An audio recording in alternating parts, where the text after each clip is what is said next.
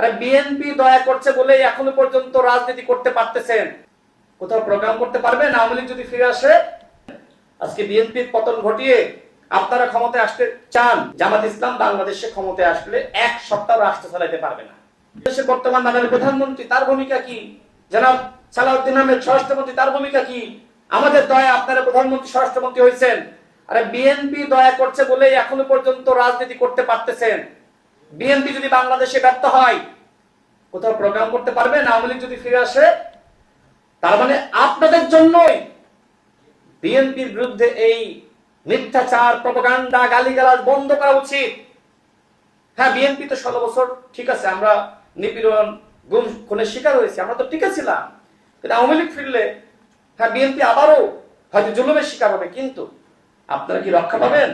আজকে বিএনপির পতন ঘটিয়ে আপনারা ক্ষমতায় আসতে চান। জামাত ইসলামের এমপিদের পারফরমেন্স দেখেন নাই? 6 জন এমপির ইতিমধ্যে আমরা দেখেছি তাদের পারফরমেন্স। জামাত ইসলাম এই যে সংসদে তাদের যে ভূমিকা, রাষ্ট্র চালাইতে পারবে? জামাত ইসলাম বাংলাদেশে ক্ষমতায় আসলে এক সপ্তাহ রাষ্ট্র চালাইতে পারবে না, এটা মানুষ বুঝে গেছে। সুতরাং আগামী 10 বছর বিরোধী দলের থেকে রাজনীতি শেখেন। জামাত ইসলাম এখনো পর্যন্ত রাষ্ট্র পরিচালনায় শিশু, বড় হন। বলছি না যে কখন ক্ষমতায় যেতে পারবেন না, শিশু থেকে তো বড় হইতে হয়। তো জামাত ইসলাম রাষ্ট্র পরিচালনার ক্ষেত্রে যদি অভিজ্ঞতা বলেন, তাহলে সেক্ষেত্রে একটি শিশু দল। সুতরাং বড় হইতে সময় লাগবে। বিএনপি অতীতের দায়িত্ব পালন করেছে, বিএনপি অতীতে সফলভাবে রাষ্ট্রের সংস্কার করেছে, যেটা আমাদের মারুফ মল্লিক ভাই বলছিলেন। আমি তার লেখার একজন ভক্ত। তিনি বলছিলেন যে এই বাংলাদেশে যে সংস্কার হয়েছে সেটা শহীদ প্রেসিডেন্ট জিয়া রহমানের হাত ধরে, পরবর্তীতে যতটুকু বাস্তবায়ন হয়েছে সেটা দেশনেত্রী বেগম খালেদা জিয়ার হাত ধরে।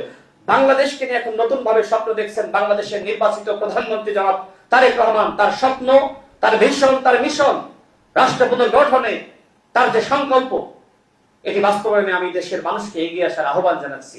ইতিমধ্যে ফ্যামিলি কার্ড, কৃষি কার্ড, কৃষকদের ঋণ মওকুফ করা, খাল খনন কর্মসূচি সহ বিভিন্ন সামাজিক নিরাপত্তামূলক কর্মসূচি তিনি হাতে নিয়েছেন। এগুলো যদি বাস্তবায়িত হয়, তাহলে সামাজিক এবং অর্থনৈতিক ভারসাম্য প্রতিষ্ঠা পাবে এবং বাংলাদেশের জনগণ মাথা উঁচু করে দাঁড়াবে।